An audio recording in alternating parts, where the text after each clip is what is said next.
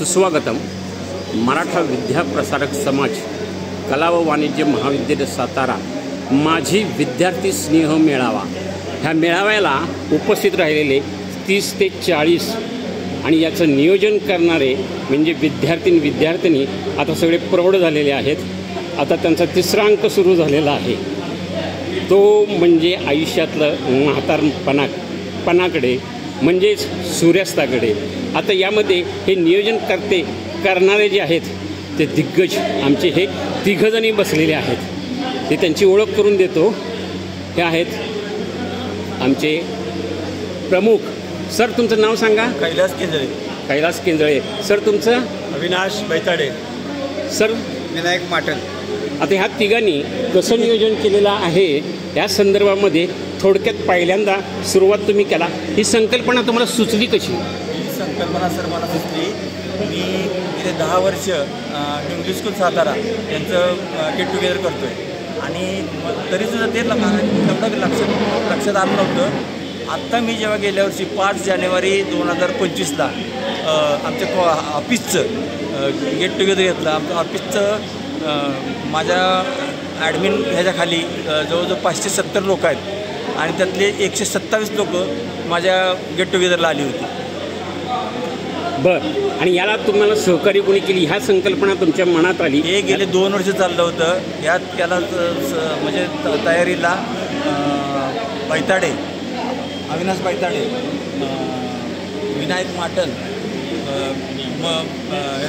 प्रमोद बेनकर आणि सुनील भस्मे यांच्या सहकार्यानं हे केलं. सर तुमचा याबद्दल अनुभव सांगा की ज्यावेळेला संकल्पना कैलासनं तुम्हाला सांगितली तुम्हाला कसं वाटलं आणि काय वाटलं? नाही, ह्या गोष्टीत तर आता मी डिफेन्सला असल्याकारणानं 30 वर्ष बाहेर होतो. मला लोकांशी संपर्क नव्हता.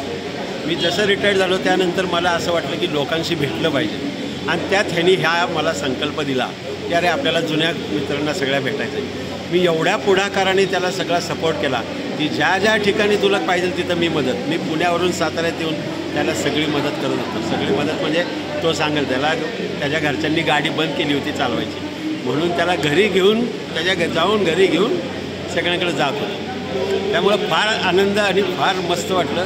आणि त्याचा आज मला फार आनंदाचा प्रश्न म्हणजे काय तर एवढी लोकं जमली. आमचं 20चं एक्सपेक्टेड होतं, आज 35 लोकं जमली. लोक म्हणजे सहकारी सगळे मित्रच म्हणायचे की आमच्या बोलण्याला मान दिला. सर या बाबतीत तुम्ही काय बोलाल? तुमच्या मनात काय होतं आणि ह्यांनी संकल्पना रुजवली? तुम्ही पत्रकार बी आहात हां, तर याच्याबद्दल एक तुमच्या मनातली संवेदना सांगा. काय झालं हे जेव्हा मनात आणलं की एवढ्या वर्षानं आपले हे मित्र सगळे भेटणार, त्यामुळं बाकीची सगळी कामं बाजूला ठेवून मी याच्यात सहभाग घेतला. रोज कैलासला फोन करायचं की ह्या माणसाचा फोन आहे, हे माणसाचं कॉन्टॅक्टलाच भर दिला. आणि एक दिवस आम्ही सगळेजण बसून सगळ्यांनी नियोजन केलं आणि ते नियोजन म्हणजे तू हे काम कर, तू हे काम कर असे वाटून दिलं आणि सगळी कामं पार पाडली आम्ही सगळ्यांनी मिळून. आणि आज एवढी म्हणजे हे विद्यार्थिनी आल्या की तिचं हेच करता येत नाही, मोजमापच करता येत नाही. तर सुंदर नियोजन. आणि हा एक नाव राहिलं कमल निकम फाळके या मैत्रिणींना आम्हाला खूप म्हणजे विद्यार्थिनींना जमवण्यासाठी खूप म्हणजे त्यांचा उद्याचा वाढदिवस सुद्धा तुम्ही आज साजरा केला आणि त्यांना शुभेच्छा दिल्या आणि त्यांनीही सगळ्यांना भेट दिली.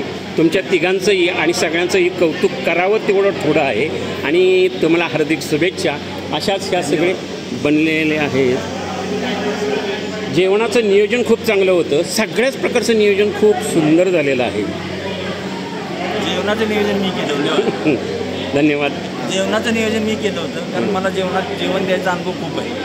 त्यामुळे त्या राजू नारकर त्यांच्याशी बसून डिस्कस करून हा मेनू मी ठरवला आणि हा मेनू इतका आवडला लोकांना आणि प्लस त्याच्यावर जाऊन सगळ्यांना आईस्क्रीम्स आम्ही प्रोव्हाइड केले.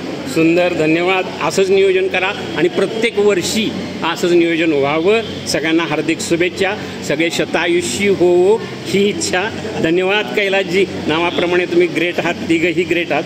ब्रह्मा विष्णू महेशची जोडी खूप सुंदर.